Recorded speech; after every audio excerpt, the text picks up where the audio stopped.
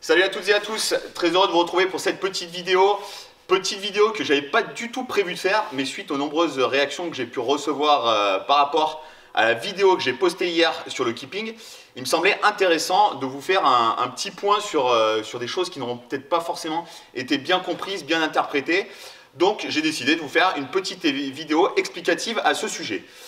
J'ai reçu beaucoup de messages de personnes qui m'ont demandé l'intérêt de l'ouverture des anneaux vers l'extérieur lors de la position arche et de manière plus relative de la mise en tension sur l'ouverture de l'épaule sur la position arche, alors que ce soit aux anneaux mais également sur le keeping en barre. Du coup, l'idée m'est venue de faire cette petite vidéo et de vous faire une petite démonstration et qu'on puisse analyser ensemble l'intérêt de l'orientation des épaules, l'intérêt de l'orientation des mains sur ce travail de keeping et bien entendu un petit peu plus particulièrement aux anneaux. Et vous allez voir que je vais essayer de faire une parallèle avec ce qu'on peut faire également en haltérophilie, ça sera peut-être un petit peu plus parlant. Donc j'ai expliqué tout simplement dans ma vidéo que lors de la phase, en position arche, tu vas te mettre voilà, donc en extension. Donc là, Alicia, on est sur une gymnaste qui a un niveau de mobilité qui est plutôt bon. On voit que son épaule se libère assez facilement. Tu peux te remettre debout, Alicia. Donc, la contrainte pour elle, elle n'est pas trop importante sur le fait qu'elle ait ses mains en prise pronation.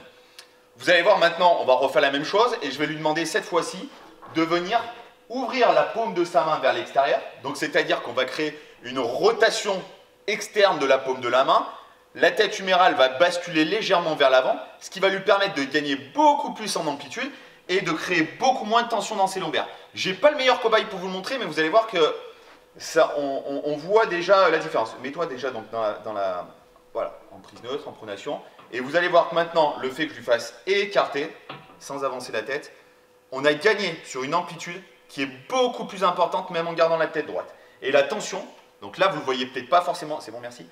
Vous le voyez peut-être pas forcément de manière très significative parce qu'elle est en jean, Alicia, c'était pas prévu comme je l'ai dit cette vidéo. Mais il y a beaucoup moins de tension dans les lombaires et par contre l'amplitude au niveau des épaules, elle a gagné de manière assez significative. On est pourtant déjà sur une personne qui est relativement souple. Maintenant je vais vous montrer l'exemple sur moi parce que c'est un peu plus flagrant, je suis un petit peu plus raide des épaules, donc vous devriez le voir de manière un petit peu plus significative. Donc moi déjà j'ai du mal à venir me mettre en ouverture, là je prends vraiment très fort sur les lombaires.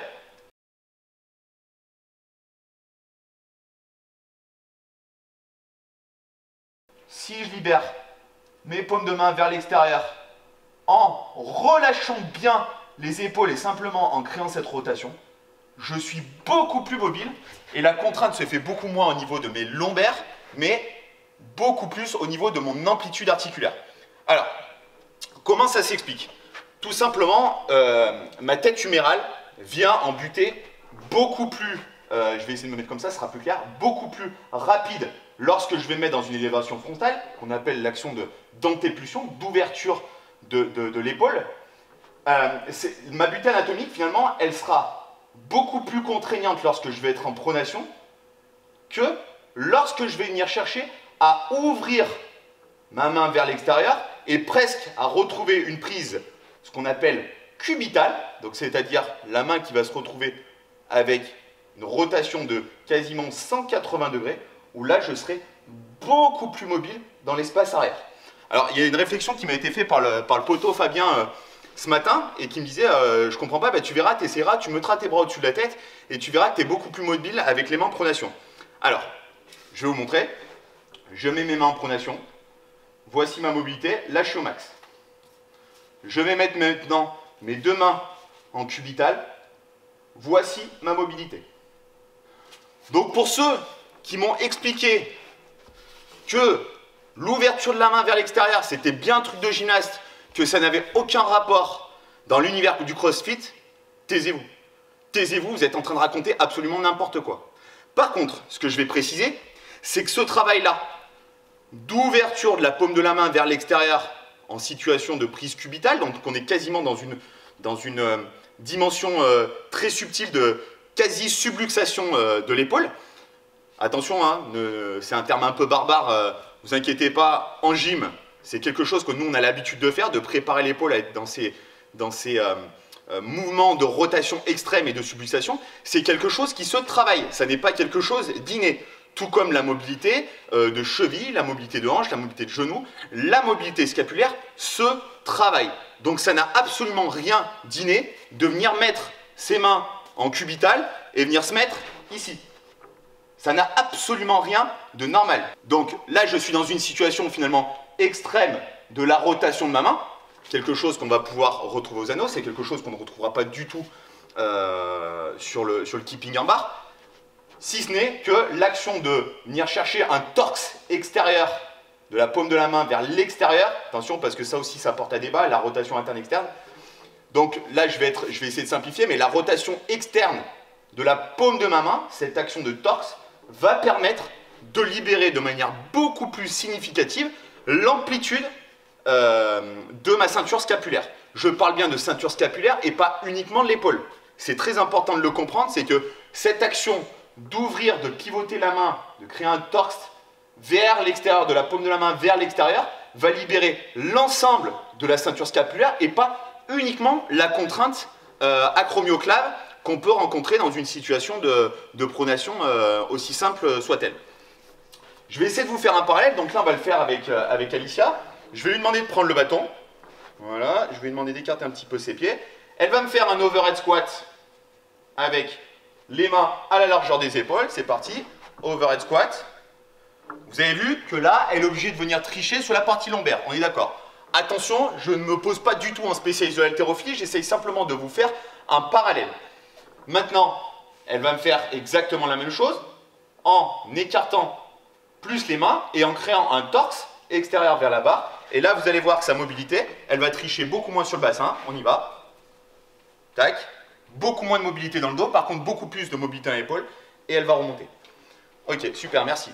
Donc, vous vous êtes rendu compte que ce parallèle, ce fameux torse qu'on va exercer sur la barre en haltéro, en snatch, ça sera exactement la même action qu'on va générer sur un keeping, sur la notion de arche aux anneaux. Donc attention, là encore une fois, c'est la discussion qu'on a eue ce matin avec Fabien, il se reconnaîtra s'il regarde la vidéo, c'est de me dire, oui mais c'est normal parce que lorsque tu fais en snatch, tu as la barre qui vient en appui au-dessus de toi, donc tu viens créer ce fameux lock, le fameux lock dont on parle en snatch. Hop, je viens locker ma barre, là je la verrouille. Oui, sauf que si je me mets là, je ne vais pas avoir le même lock que je vais avoir ici. On est d'accord.